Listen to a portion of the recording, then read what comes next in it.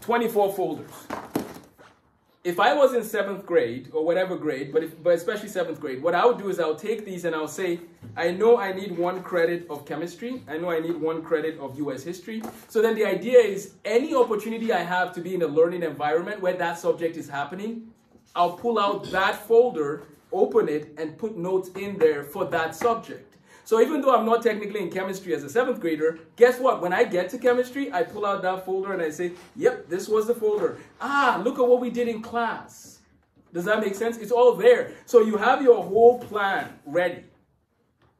One of the challenges, and then we're going to do matrices as a group. It's the easiest topic that all of us can get along with. So I'm going to do matrices.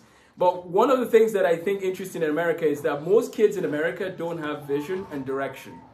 Some of our students here had a chance to do an assessment on careers, which all of you can do eventually. You get to do an assessment. It tells you a lot about who, what you should consider for careers. And so the assessment they did is only open to 11th graders and up. But I am going to try and make one for 10th graders and down. And I want everybody to try it. If you know where you're headed in life, I'm serious. We want to give you, in those video games we played as kids, those car racing games, there's something called Nitro. We want to give you a Nitro boost. Like, just go. What are you doing? Playing around with, like, I don't know what I'm doing with my life. No. You know what you're doing. Let's help you go far. Okay? We ready?